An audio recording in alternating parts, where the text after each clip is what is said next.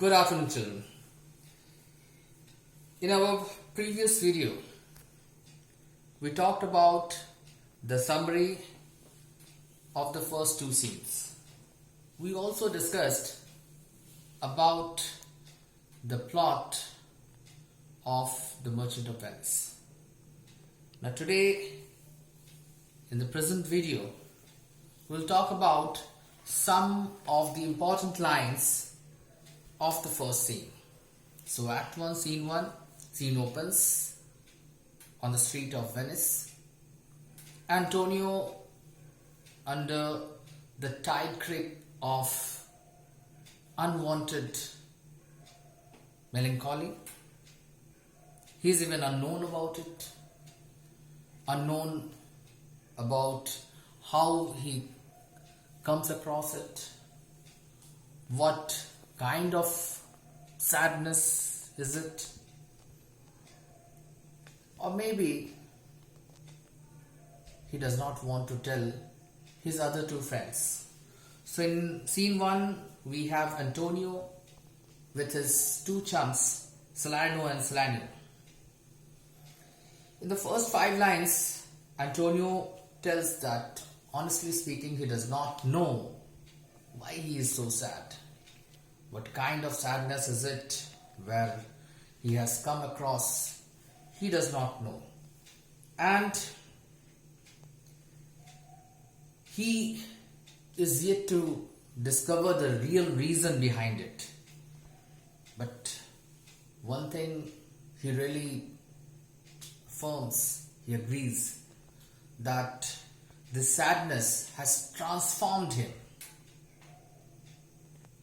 metamorphosed him completely. And this newfound sadness has completely changed him, so much so that he is having trouble in recognizing him. To that, Salarino says that his mind, the reason of his sadness are his ships, and his mind is tossing on the ocean. Personification. There where your Argoses with portly sail like Cygnus, similes. Here Salarino is comparing his huge ships with gentlemen and rich merchants. He even has compared his beautiful decorated ships with beautiful objects, decorated objects. And he also has said that his huge ships are respected by the other small ships. In the next few lines, Salarino has also said his pathetic condition. Salanio says, rather he suggests, he has a suggestion. On one hand, Salarino has some guesswork.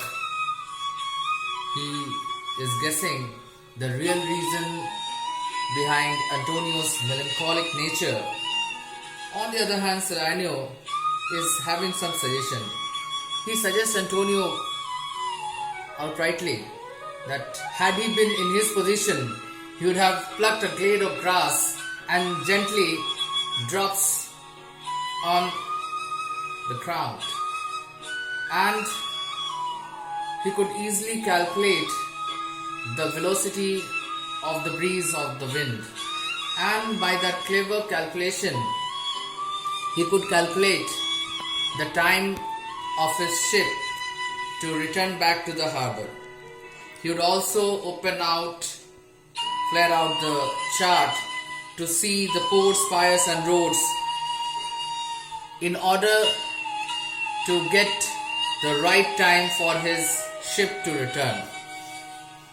Antonio in order to convince his friends, he tells, "Believe me, no, I thank my fortune for it.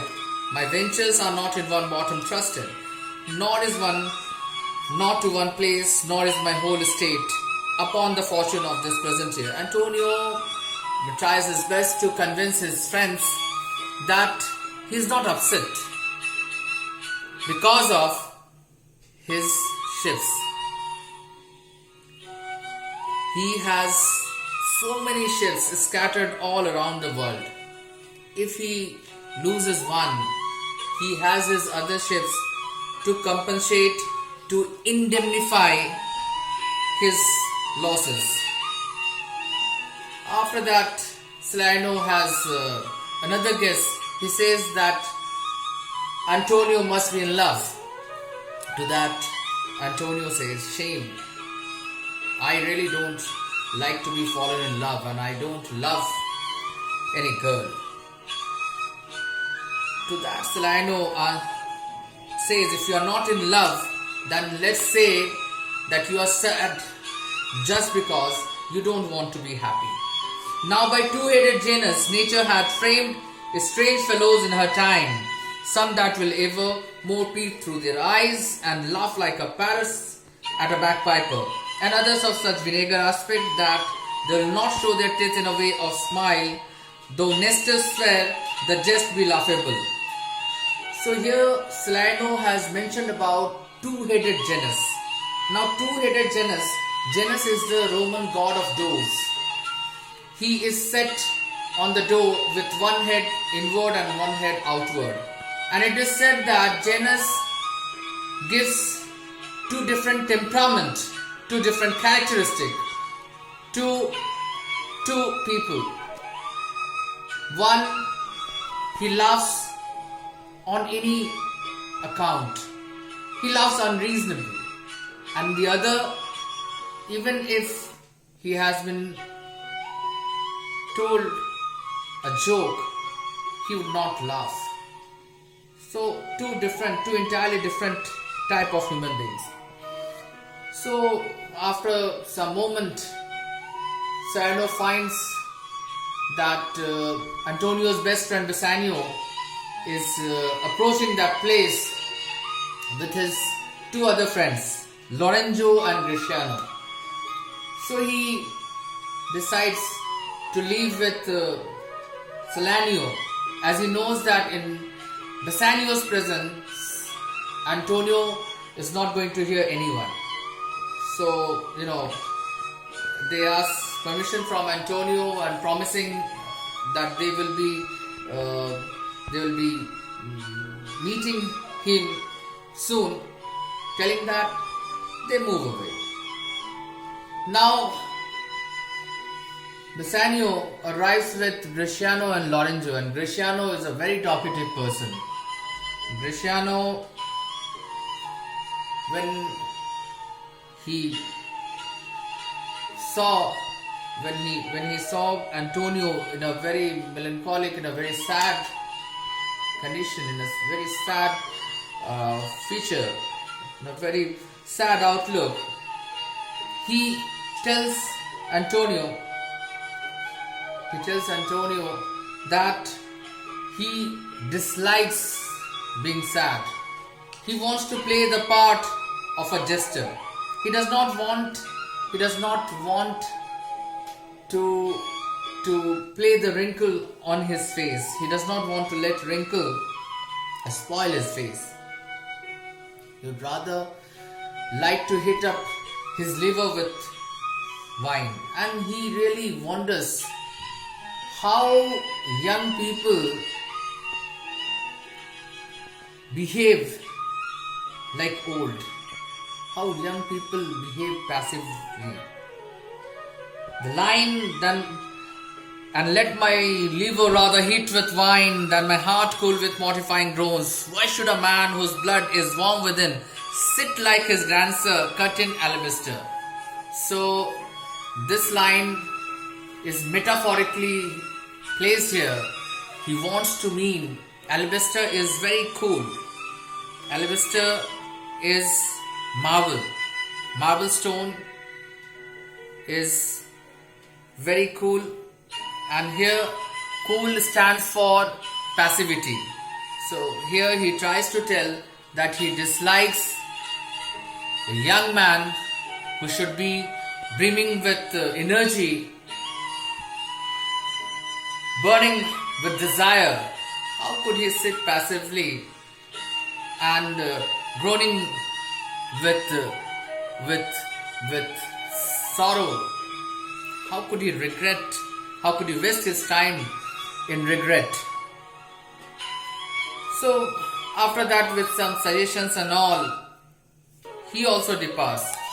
And on his behalf, after he exits with Lorenzo, Bassanio urges before Antonio about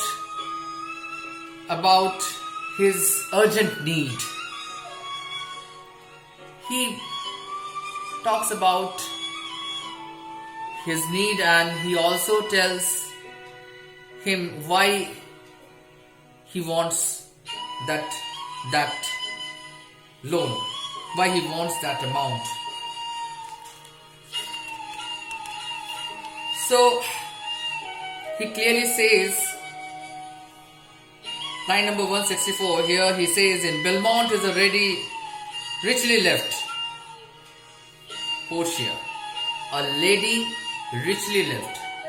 That means a lady who inherits a huge wealth, and she is fair and fairer than that word of wondrous virtues. Sometimes from her eyes I did receive fair speechless messages. So this is the real reason Bassanio has got some speechless message of love through the eyes of Portia. And this Portia is no less valuable than that legendary Portia, Cato's daughter and Brutus' wife. And the whole world is not at all ignorant about her worth. And they are coming to Belmont to possess her.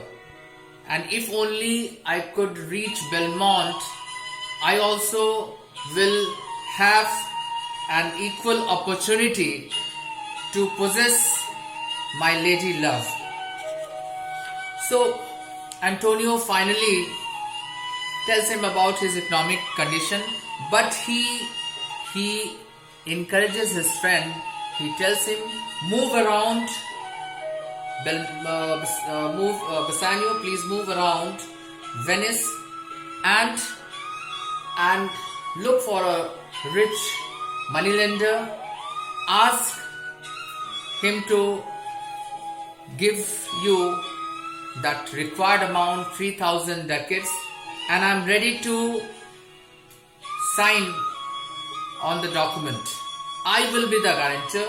So Antonio is ready to be the guarantor, ready to assure that person to give him back that amount.